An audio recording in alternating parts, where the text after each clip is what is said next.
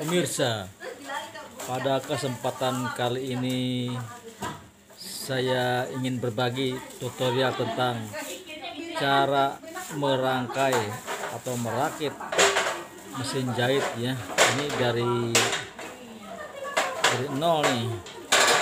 Dari tadinya dipretelin di sana di luar pulau sampai ke kawasan Sentul. Ini saya di Sentul City nih, Sentul kawasan Ajikro. Nah, jadi beliau itu pindah dari kota luar pulau, dari Sumatera.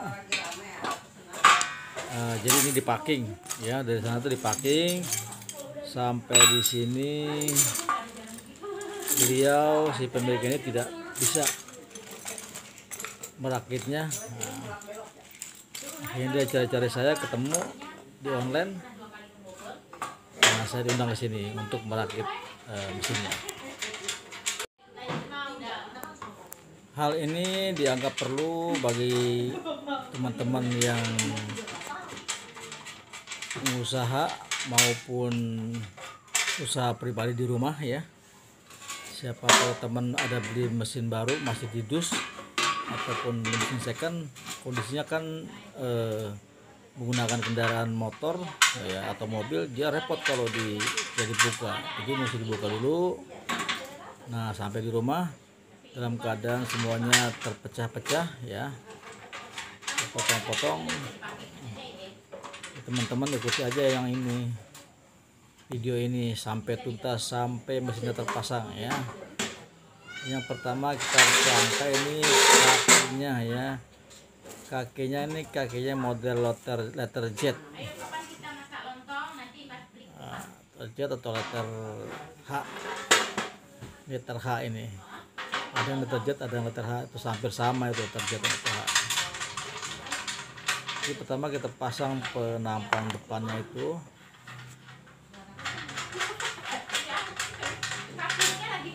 Batas depan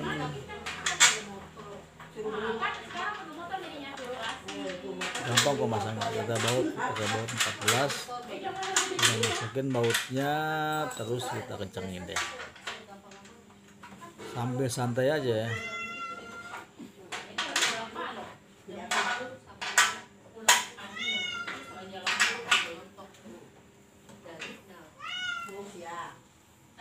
Kakinya juga ada nih belum terpasang. Kakinya biasanya nyatu sama dia punya pedal ya, injakan kaki itu, injakan pedalnya atau injakannya itu sebenarnya pedalnya itu.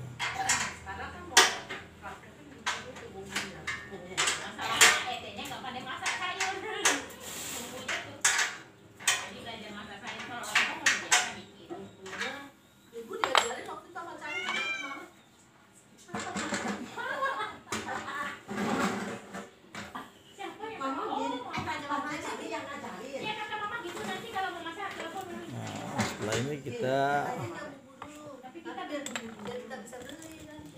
pasang pelang bagian pedal. Nah, ini depan sudah. Kalau masih begini dia masih lemah karena dia belum ada penyangganya ya. Nanti penyangganya seperti ini nih, nah, itu pedal nih, buat injak pedal.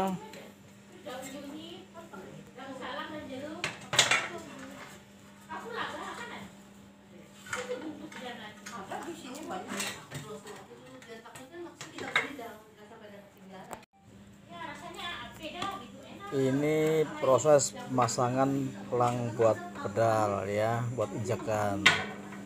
Masing-masing bautnya cuma satu, itu baut nomor 14. Ini teman-teman nanti praktikan cara masangnya, jangan terbalik ya. Apa Bu? Biasa aja deh. Biasa saja. Biasa saja.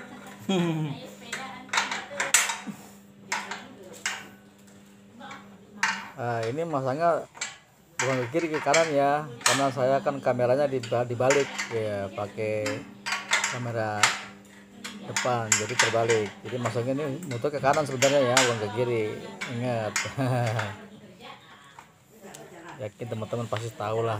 Kalau yang namanya ngencengin baut rata-rata itu ke kanan. Kalau ngendorin ke kiri. Ya, karena ini kameranya terbalik, jadi terlihatnya seperti ke kiri. Oke, paham ya?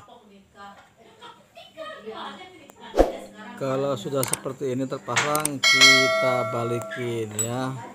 Ini kan tadi posisinya tidur, sekarang kita berdiri. Nah, teman-teman siapin nih alatnya, kunci Inggris, kunci 12, kunci 14. Pakai obeng juga. Nanti kita kan memasang dinamo, pasang mejanya, pasang tiang benang. Pokoknya semuanya sampai dia bisa digunakan dengan nyaman. Ikuti terus, jangan di skip-skip. Ini pengetahuan sangat penting ya, karena kalau teman-teman nanti menggunakan jasa teknisi, ya teman-teman langsung mengeluarkan kocek. Ongkosin orang ya. Seperti ini. Ini mejanya sudah kita siapin, tinggal dipasang aja nanti. Ini kalau kita lihat backsoundnya agak rame ya, malum emak-emak. baru pindahan jadi banyak tamu ya. Kita maklumin aja deh. Kita masing-masing aja, kita tugas masing-masing. Nah, jangan salah masang mejanya, jangan terbalik ya. Yang ada di sebelah sini itu, yang ada di kamera itu, dia bagian depan berhadapan dengan kita ya. Nanti teman-teman tahulah caranya dah. Pasti bisa ngebedakan. Yang penampangnya agak lebar sebelah kiri. Sebelah kiri berarti dia ini posisinya yang penampangnya tuh yang tempat kalau kita jahit ada bahannya, banyak kan ada di sebelah kiri. Nah, jadi yang lebar di sebelah kiri ya. Ingat, yang sebelah kiri. Yang terbalik kita dibuka lagi, repot. Nah, 2 kali kerja ntar. Ini kita sedang mengencangkan dan memberikan paku skrup. Jadi meja dan kakinya itu yang besi kita paku skrup. Paku skrupnya sudah tersedia, itu ukuran 3 cm.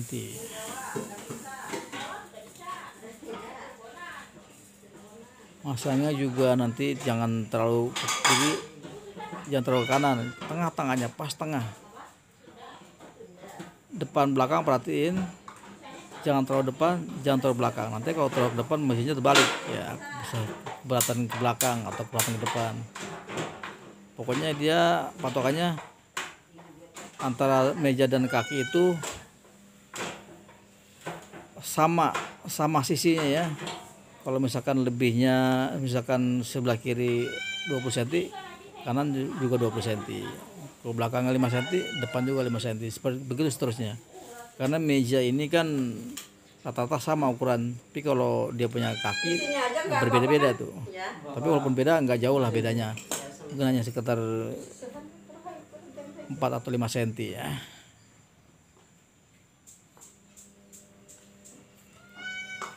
Ini kita masih proses memberikan paku skrup, jadi biar menyatu antara kakinya dengan meja. Jangan sampai dia tidak terpasang atau lupa. Jangan sampai dia kalau nggak kencang nanti dia diangkat, terlepas, terbalik, nah pecah nanti, celaka nanti kena kaki. Nah, mesinnya kan berat, belum tambah lagi dinamonya nanti. Nah, nanti kita juga di sini ada proses pemasangan dinamo ya, pasangan mesin, pasangan tiang benang dan seterusnya. Teman-teman, di channel ini memang sengaja saya sediakan buat teman-teman para aktivis jahit ataupun bagi para pengusaha industri rumahan ya. Nah, karena kalau di industri pabrik atau di garmen besar, biasanya mereka tuh sudah punya teknisi tersendiri. Kadang lebih dari 2 orang. bisa 3-4 orang dalam satu pabrik itu. Bahkan saya waktu kerja di garmen dulu bisa mencapai 10 orang, tergantung kebutuhan. Jadi kalau misalkan ada karyawannya operator misalkan 80, itu biasanya ada 2 orang tuh minimal teknisinya. Kalau lebih dari 100 mencapai 150 bisa 3-4 orang. Jadi diseimbangkan gitu. Jadi kalau cuma ada 30 sampai 50 karyawan mungkin hanya 1 orang cukup lah. Akan tetapi tergantung juga orderannya. Kalau orderan yang ringan misalkan model-model yang celana kolor begitu ya, atau seragam sekolah itu cukup ya. Kalau 40 sampai 50 orang itu cukup 1 orang mekaniknya, teknisinya 1 orang cukup lah. Jadi kalau dia mengerjakan produksi kaos ataupun bahan jeans ya, itu nggak cukup karena dia intensitas kerusakannya sering terjadi ya. Nah, setelah bajanya terpasang dengan baik, dengan kencang, dengan kokoh, kita masukin baknya nih. Bak itu biasanya di bawahnya umumnya ada handle buat ngangkat sepatu ya. Karena kan mesin besar ini, mesin high speed ini atau mesin garment ini, dia mengangkat sepatunya menggunakan paha ya, pakai kaki, pakai paha sebelah kanan. Nah, ketika pahanya disentuh ya dia akan mengangkat sepatunya. Tidak seperti mesin-mesin yang di rumah-rumah, mesin portable itu enggak begitu. Ini dia sekarang malah semakin canggih. Sekarang ada yang sistem komputer, ada yang sistem menggunakan servo, itu macam-macam deh. Jadi saya memang sejak lama mengeluti dunia ini, sejak masih bujangan ya. Saya berbagi ini untuk Anda semua. Jadi kita berbagi pengalaman. Ilmu itu kan katanya juga, kalau kata orang bijak, ilmu tanpa amal bagaikan pohon tak berbuah. Nah, ini saya sengaja berbagi supaya Anda manfaatkan, supaya ada manfaatnya bagi banyak orang. Kalau soal rezeki itu ya Tuhan yang ngatur lah. 2150 sekarang 4. Nah, semua kita masing-masing sudah 250 tahun berapa? 2012. rezeki. Sekarang 4 juta lebih. Itu baru ya? Sudah Tuhan atur. Nah, ini sudah siap. Tapi kalau yang Juki Jepang, Kita selanjutnya ya. Sekarang Juki Jepang. Iya. Sekarang masih beredar di Jepang. Selanjutnya kita pasang dia punya Ya berarti bukan Jepang asli. Lisensi dinamo. aja, lisensi. Tapi lisensi mah kan ada. Mikatnya sudah menyatu dengan meja. Baknya juga, bak itu buat isi minyak ya. Nah, minyak itu di minyak itu ada tanda L dan H ya. Teman-teman jangan lupa kalau yang namanya bak itu selalu ada tulisan L atau H, itu maksudnya low dan high ya. Apa itu low dan high? Low itu tanda minyak. Jadi seandainya minyaknya Toko jahit. di bawah Kalau sekitar L, saya nggak tahu kalau di bawah daerah L Bogor saya berarti tahu. di low gitu, harus ditambah lagi. Kalau melebihi H kebanyakan. Nah, jadi harus di tengah-tengah antara L dan H. Ini kita proses Kesentuhannya udah sering, Bu. Sering ya sini ya. Sering. memasang dinamo. Ya. Ini kita lagi sedang memasang baut gantungan dinamo. Karena dinamo itu sangat berat ya, beratnya mencapai 11 kilo. Jadi bautnya juga mesti kokoh. Tidak boleh sembarangan baut mesti yang berkualitas.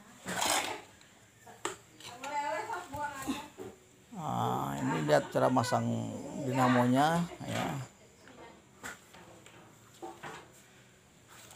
Seperti ini sebenarnya terbalik teman-teman nih, soalnya sebelah kiri seharusnya nih dinamo ini karena kameranya dibalik ya, pakai kamera depan jadi seakan-akan sebelah kanan, berarti sebelah kiri ini. Nggak apa-apa lah, yang penting sama lah, kita punya pandangan sama ini.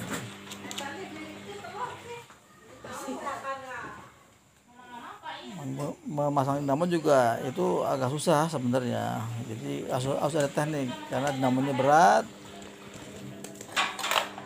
Teman-teman nanti kalau misalkan untuk detailnya cara pasang dinamo ada tuh di channel saya, cari aja di channel ini ya, cara memasang dinamo. Nah, ini kalau di sini kan kita karena keseluruhan jadi kita bagi sedikit-sedikit lah.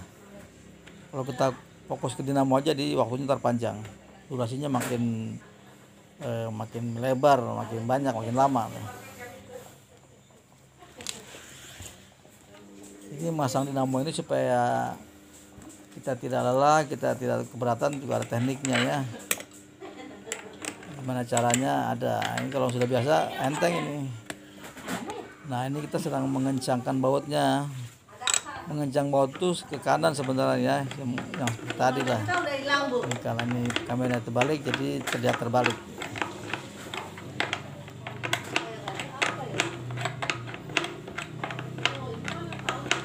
Setelah masang dinamo,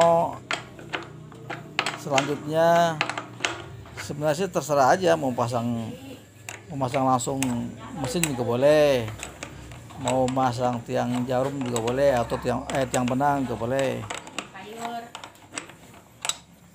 Ntar ada itu ini buat stop kontaknya, switch on off nya ini. Si on off nya tuh di sebelah kanan nih biasanya, karena posisinya kan di sebelah kanan ya, jadi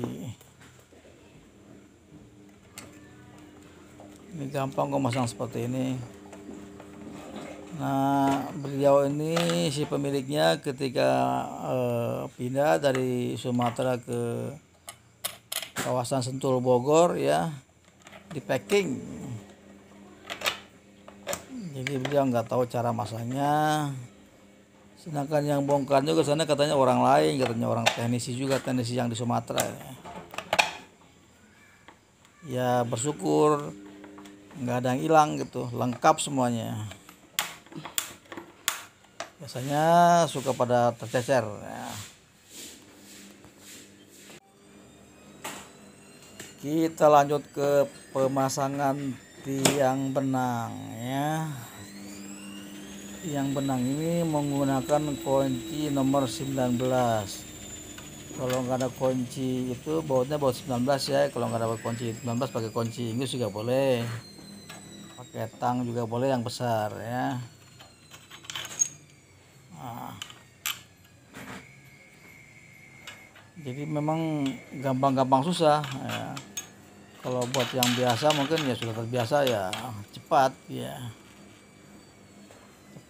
mungkin sekitar setengah jam juga sampai, bisa lah. Jadi kalau teman-teman yang nggak terbiasa mungkin bisa lama, bahkan bisa salah juga. Nah saya bertahun-tahun kerja di perusahaan garment ya, di konveksi, bahkan saya juga pernah kerja di toko mesin. Jadi saya bersyukur ada ilmu. Nah, ilmu ini saya bagikan kepada kalian semua, pada generasi muda, karena usaha jahit-menjahit ini sampai kapanpun dia akan selalu ada. Selama manusia itu menggunakan busana, celana, baju dan sebagainya, usaha jahit-menjahit ini tidak akan pernah ada matinya. Kita sekarang memasang, dia punya kawat, ini namanya kawat penghubung antara dinamo dan pedal ya, pedal itu injakan ya. Masang pedal seperti biasa, tinggal ditempel aja, terus pakai ada bautnya tuh. Nah sepanjang itu kuncinya tuh, itu nggak lama, itu namanya kita sebut buat penghubung ya, baut penghubung. Nah itu bisa dirubah-rubah, itu bisa panjang bisa pendek ya. Teman nanti tahulah kalau yang biasa ngejahit bagaimana enaknya. Oke.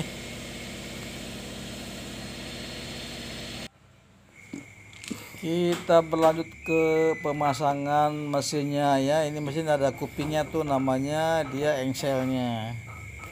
Engsel itu penghubung antara mesin dan meja. Pasang seperti ini, ada dua. Jadi kalau misalkan kita mau jungkir balikin mesinnya gampang tuh, mau isi minyak, mau ada perbaikan, nah itu pakai engsel namanya.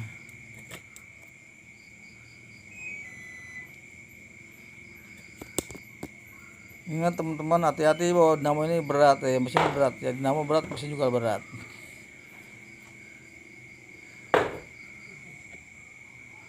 Kita angkat aja dinamonya deh, mesinnya. Nah nanti ya, lumayan berat. Mesinnya merek Singer ya. Dulu mesin Singer ini sempat merajai permesinan nih di Indonesia nih ya. Sekarang dia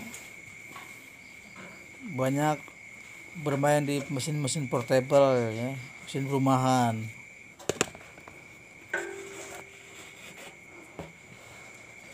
Baru pasang timing belnya atau pan belnya ya, ini ya buat karetnya tuh yang ke dinamo dan kena puli ya, atau handwheel disebutnya itu.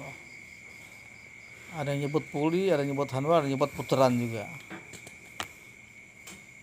Nah cara masangnya dijungkir balik dulu tuh, nah begitu biar nyampe, karena kalau dia nggak jungkir balik dia pas-pasan dia. Nah pasang, dia punya pulinya terpasang, karetnya kena puli, baru kita pasang ulang ya, seperti itu. Sudah ada siap pakai, siap perang. Terima kasih.